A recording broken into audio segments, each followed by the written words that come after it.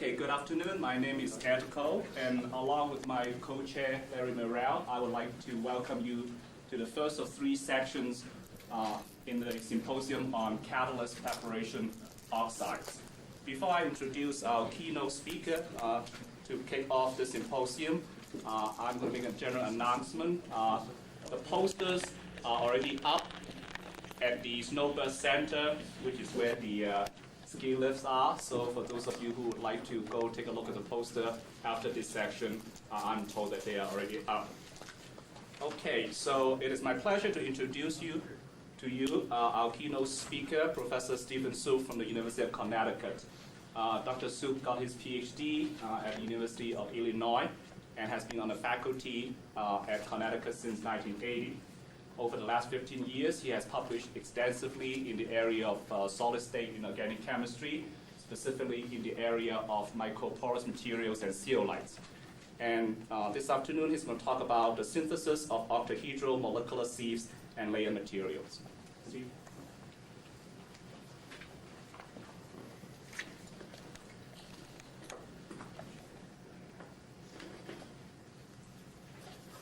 Thanks, Ed. I want to thank the organizers, Ed and Larry, for inviting me to speak here today.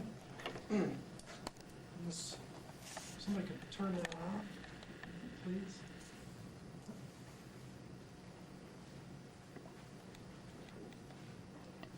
This other side. Right. Thanks.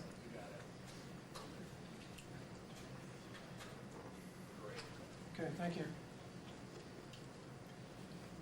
When we first started this project, this was the goal, the major goal of the project, to make this material. This is the structure of the mineral todorokite. It consists of MnO6 octahedra, which are sharing edges and vertices. And in this case, there are 3 octahedra on each side of this structure, forming a one-dimensional tunnel, which has a diameter here of about 6.9 angstroms. These are mixed valent materials. They're cation exchangers, and these cations in these tunnels can come in and out of this structure. These are based on minerals found in manganese nodules, primarily in the Pacific Basin. There are a lot of other, I guess this is a microphone here. There are a lot of other, thank you, a lot of other manganese oxide phases. There's sootite, which is an intergrowth of pyrolusite and rhamsolite. Rhamsolite, which is a 1x2 tunnel structure material. Pyrolusite, which is a 1x1 tunnel structure having the beta manganese oxide structure. And also manganite, an oxyhydroxide, which is a double chain structure, which will form in this system, and we would like to avoid each of these different phases and trying to make that 3x3 tunnel structure material. There are considerable data in the literature, primarily from the field of geology, on how to try to make this material. And this route, using a manganese salt and oxygen at low temperature and sodium hydroxide, was first studied by Dixon and co-workers at Texas A&M. There are other syntheses that we have tried with using peroxide instead of oxygen. And what I want to point out here is that the first method we found to make a stable, thermally stable material is this route, where we use either potassium permanganate or magnesium permanganate with a manganese salt. We have a manganese 2 and manganese 7 in this case, mixing these at high pH for 8 days, and what forms is a layered structure known as bernesite. This layered structure, bernesite, then rearranges when we do a cation exchange with magnesium ions in an autoclave to form that 3x3 structure. This takes 40 hours at 155 degrees centigrade. This is not a very simple route, and I'd like to talk today about some ways we might go about trying to simplify that route. One of the most important parameters we found in the system was the ratio of permanganate to manganese 2+. In the mineral, in that 3x3 structure, the average manganese oxidation state is 3.6.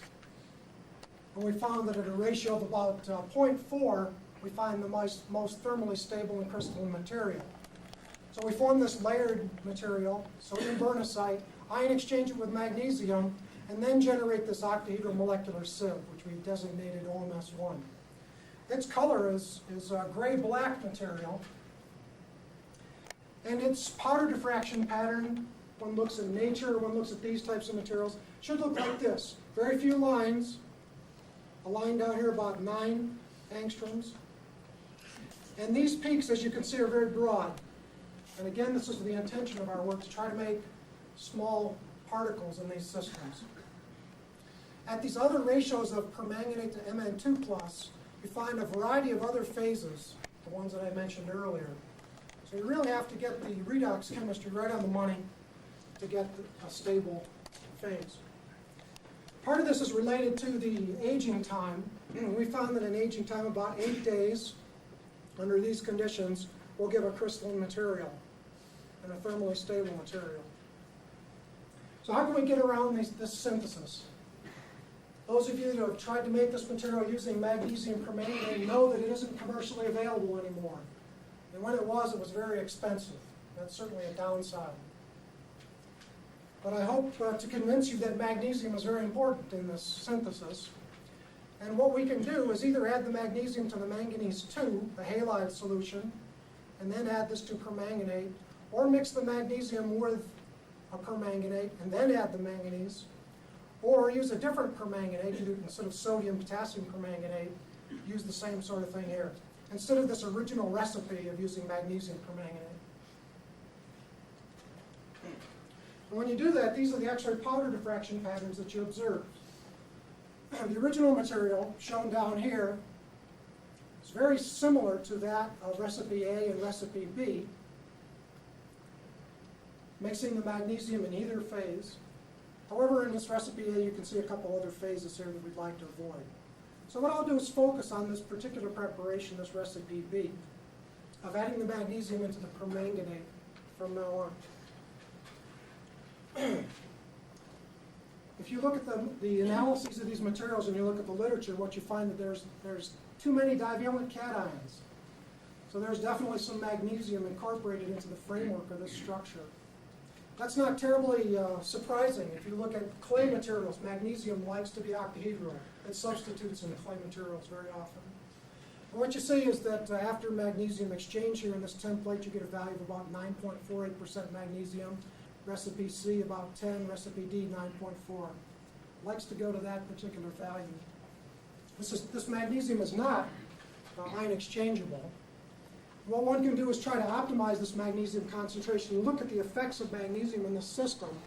We find that we've varied this from 0.01 to 0.9 molar magnesium chloride in this original preparation. Done a lot of X-ray studies and thermogravimetric studies. And we can generate both the layered material and this tunnel structure material with this type of procedure. So here's the synthesis again, using sodium hydroxide, mixing magnesium into manganese chloride, mixing then in the permanganate, age this for 2 days in this case, wash it with distilled deionized water, and make this sodium layered material, which does incorporate some magnesium into it. And then all the rest of the steps in the original synthesis are the same. Ion exchange it with magnesium cations, put it back in an autoclave, and heat it up. This is a much more versatile type of a preparation. It's certainly less expensive. So we've concluded for some of our microanalytical data and some other types of data that there must be magnesium in the framework of this material to get a good mass balance. This magnesium is on the order of 3% or lower, and we can vary that concentration considerably in these materials.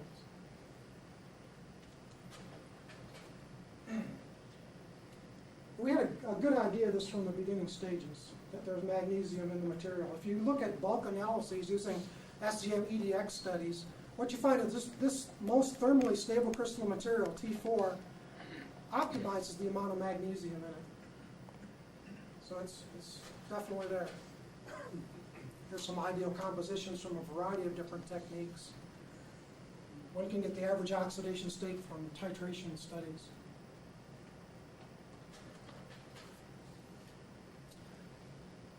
So at that stage, we had a variety of different questions that we wanted to ask. And one of those questions was, can we use other cations as templates for this structure? Can we isomorphously substitute these materials? And are there any acid sites in these systems, either Bronsted sites or Lewis sites? The literature appears to be fairly devoid of those types of studies, acid studies of manganese oxide materials. What we find in terms of absorption uptake in this material, this 3x3 material, is that with cyclohexane or carbon tetrachloride with kinetic diameters on the order of 6.9 angstroms, which is the dimension of that tunnel, that tremendous amounts of hydrocarbons go into these systems. 18 grams per 100 gram of material. That number is very consistent with zeolite type of preparations. It's also consistent with manganese nodules that are being dredged up from the oceans. Take up a lot of hydrocarbons. If you have a large hydrocarbon triethylbenzene, there isn't any uptake. These are gravimetric absorptions. The thermal properties are all quite different. When you use different cations, these are all divalent cations used instead of magnesium as a template.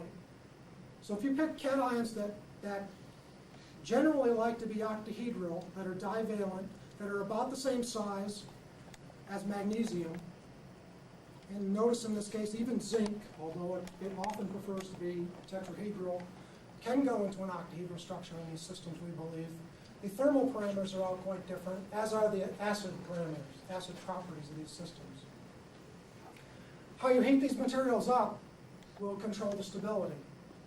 These are some thermogravimetric data for magnesium OMS1 in oxygen and in nitrogen. This fall off here corresponds to a decrease in BET surface area and a breakdown of the structure. So you gain about 100 degrees centigrade if you do this decomposition in the presence of oxygen in this 3x3 tunnel structure material. What about this layered material? This is the precursor. This forms before that tunnel structure forms. And I believe that some zeolites can be formed from clay materials, so it's not terribly surprising, again, that one can use this as a precursor. This spacing is about 7 angstroms. There are water molecules and exchangeable cations between these. And what we would like to do is isomorphously substitute, before this material crystallizes, with cations, again, that have similar sizes and charges to manganese. That was octahedral layer structure number 1. And what I want to talk about today are some new preparations for that material. In the literature, as far as I know, we have reported that you can make that by reflux methods. And you can get fairly small sized particles that way. There are several advantages of solid gel technology. There are several different forms that you can get, solids, gels, powders, or thin films. You can vary the composition quite nicely. You can incorporate inorganic and organic species. These materials are quite stable under a variety of conditions. When making a microporous material, we hope perhaps that we can get some controlled release of species that are being trapped in these pores. These are based on natural minerals, so certain agencies, there may not be too many problems in terms of using these materials. Maybe there will, maybe there won't. We believe you can tailor these structures, the porosity and the pH, and they will absorb both polar and nonpolar species. So what do you try? Usually people ask me, did you use TMA? Did you use TPA? Typical zeolite types of things one would like to use as templates. Those get chewed up by KMNO4. They don't last. And if you use strong acids, the same thing happens. But if you use weaker acidity materials like sugars, you can form a gel and dry this gel, form a zero gel, and then heat this at 400 to 450 degrees centigrade to make that layered material. And there are a variety of sugars that can be used in this preparation. This is based on some work of gels that were formed by Prakash in 1908. It's reported in the Journal of the Indian Chemical Society. And they were studying syneresis of these gels, how much water would come off in a function of time. They didn't take them, heat them any further, as far as I know. So here they are. Here's some of the materials. This is a manganese oxide sugar gel. It's upside down just to show you it's gelled already. There's water coming out of this particular material. forms an extremely well-formed gel.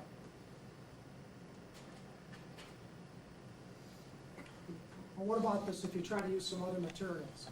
Besides sugars, we can use amino acids, dicarboxylic acids, to react with KMNO4.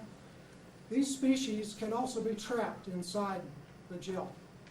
And there may be some advantages of doing that sort of thing. These are all aqueous gels I'm talking about, and the ones I've talked about are all manganese-based. This is an infrared spectrum just showing that you can track the concentration of the glucose as a particular sugar with FTIR techniques.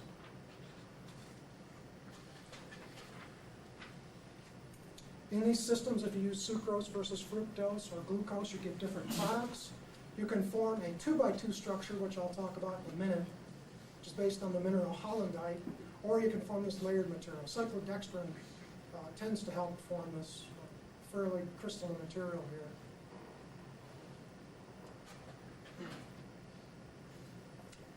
Gelation in general can be either acid or base catalyzed. pH with a silica gel is often between 3 to 9. You can optimize that depending on the phase you'd like to form. You can add different additives, and these are all based on syneresis. In case of silica gel, water molecules being formed and SiOSI type bonds being produced. So in terms of these inorganic compositions, what we found is that we can incorporate other cations into these systems, potassium, calcium, and copper. Potassium will tend to form cryptomolane, which is a derivative of hollandite, this 2x2 layered tunnel structure. And there are other dopants that one can add to the gel, such as aluminum, different transition metals, and perhaps other valencies in these kinds of systems. Another nice thing about a sol gel kind of a preparation like this is you can control the gelation time in a vessel such as this with gas phase species such as ammonia. And in this case, what we've done is use indicators, acid-base indicators. This is a sol. You have to take my word for it, it's not upside down. But, and what happens is this indicator will turn blue as this material gels. And it's a good way to titrate this by using ammonia to know how much ammonia to add. This forms very good gels without too many cracks and deformities. And what are the problems with sol gels? And some of the potential problems are liaison rings, which are like tree growth rings. They can form crystal growth like in trees. There can be cracks in the gel. If you want to make a large material like an enzyme like lysozyme, then diffusion is obviously a very important problem. The major attraction of this type of a route, which has been used since the late 1800s of crystal growth in gels anyway, is that instead of adding two solutions together that precipitate very quickly, you've frozen those two solutions out. You really slow down the nucleation. And kinetically, that's important in these kinds of systems if you want to make large crystals. So here are some silica gels now where we're trying to grow large single crystals, and the silica gel would be gray in color. And you can see here we've doped either potassium permanganate into that bottom part of the gel or the top part of the gel. And it turns out in this case, after extended periods of time, that can be months, you can form some very large crystals. To give you some perspective, the crystals I mentioned by reflux are on the order of 150 to 250 angstroms. These crystals grown in these crystal growth and gel experiments are on the order of 180 to 200 microns. So if you're interested in single crystal studies or making large crystal materials, then this might be a way to make these manganese oxide phases. Well, there are precautions to take in terms of cracks and too much syneresis in these systems. This is a manganese oxide sol. To give you some perspective, this is about 10 mLs of this. This is the product that I'm going to show you in a minute. Where we're using microwave activation to generate manganese oxide. And what happens in this case is you get a foam. This thing just expands, tremendous increase in volume. And since there's sugar in it, it smells like burnt sugar, like you're cooking at home. Yeah? And what's interesting about this is it's crystalline. And you can control the crystallinity in terms of what you put into this oven. This oven can be controlled, can be temperature controlled, and there are outlets and inlets for different gases that one might like to use. What we're looking for here are intrinsic microwave effects in these syntheses. And perhaps they're there, we're still looking for them. But this is an example of the kind of material that you can make in these syntheses.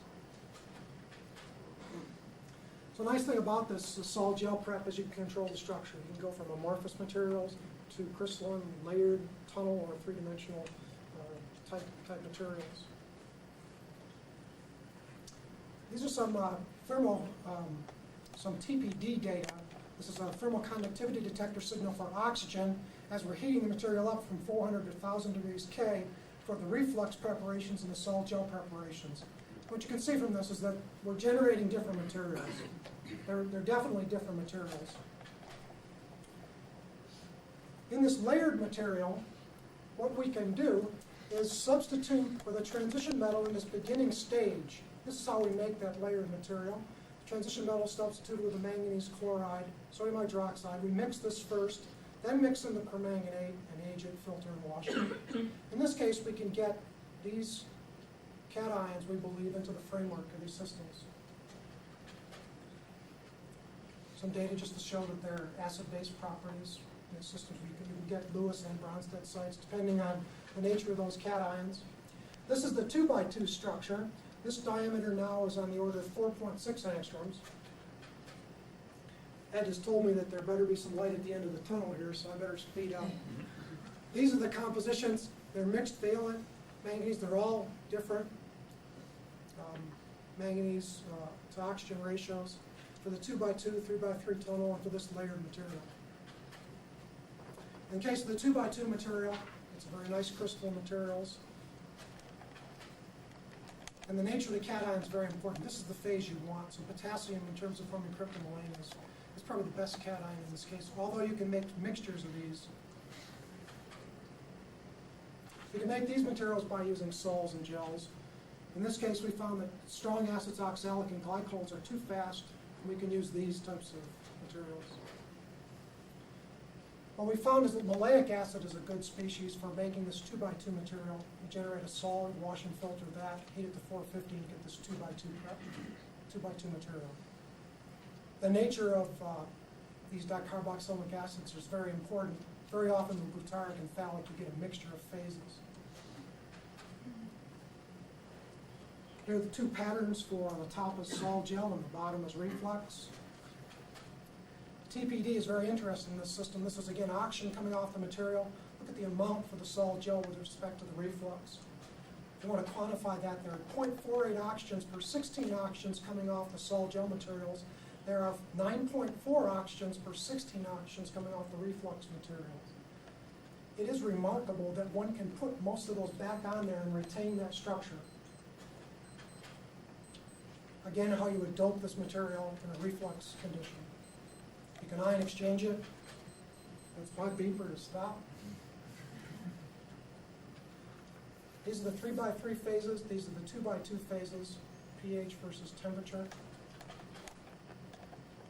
The nice thing about these materials is they're conducting because they're mixed valent manganese oxide. So we have a conducting molecular sieve that allows a lot of surface type experiments, allows resistivity measurements like this. This kind of work, you got to, just like any kind of work, you got to line up your ducts. Again, advantages of sol gel techniques. Jan Gauduan borrowed some sugar from his wife because we didn't have any in our laboratory. He made the first sol gel synthesis. The 2x2 structure. Zengro and Tian also did layered production, layered materials with various species. Beth Folano did all the work with the microwave oven I talked about. And in addition, Stan Ching was a visiting professor from Connecticut College, did the conductivity measurements I mentioned. This is a collaboration with Dr. Chilo Yen of Texaco, and this work is also supported by the Department of Energy, Basic Energy Sciences. Thanks for your attention.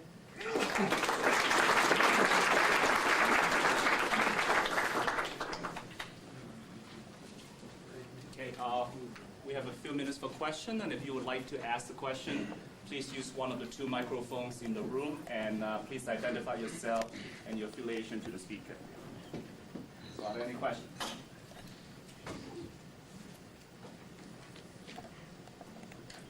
Roland van Bommel, Engelhard. Steve, you've been playing with these materials for several years now.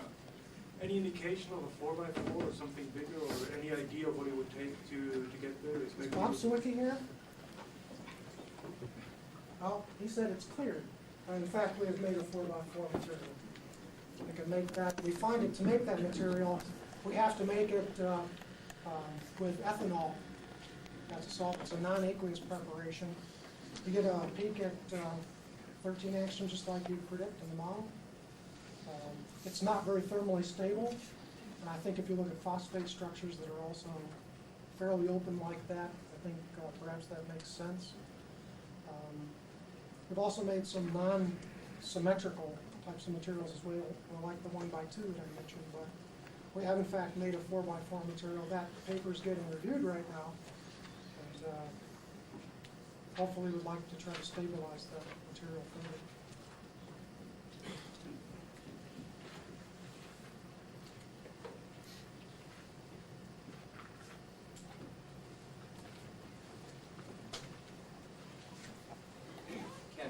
From Northwestern. The large amount of excess oxygen that's inside of these materials, depending on how you made it, I mean, do you have ideas of how that's in the framework? I mean, is it evolved directly coordinated as part of the manganese coordination, or is it somehow in the structure in a different way? Yeah. What I didn't point out is those three materials are drastically different materials. One needs magnesium in its framework. It's stable to a lower temperature. The other doesn't need magnesium. 2x2, and it can be formed in a variety of different ways. As I'm sure you know, solid state preps at high temperature. We've done a lot of TPD and TPO and TPR types of studies on those kinds of systems. And there's been work at Argonne as well on similar phases. We believe that there are oxygen vacancies in these systems, and Harold Cohn at Northwestern's done a lot of work with several different transitional oxide systems. We believe there are three different general types, as he stated, of oxygen species that can come on and off. 400 or 500 degrees centigrade, we get off lattice oxygen. He suggested that one can get monotomically adsorbed oxygen as well as diatomically adsorbed oxygen in several transition metal oxides. And the data would appear to be consistent with what he proposes. Now, it's not just three specific types, but in general, there are three regions, depending on what temperatures and those phases where oxygen comes on and off. There are definitely oxygen vacancies, though. And you can do pulse experiments to try to put them on and off and try to take them off slowly. We're trying to do some labeling experiments right now to try to get a better idea of how these get regenerated. We know that they do. If you take two supports and mix them together, manganese oxide and magnesium oxide, that hydroxyl groups can move back and forth between these two phases. I know that from deuterium labeling studies, infrared studies, that there's no question of things moving across these two phases. So that's an area that we need to do a lot more work with. That's what little we know.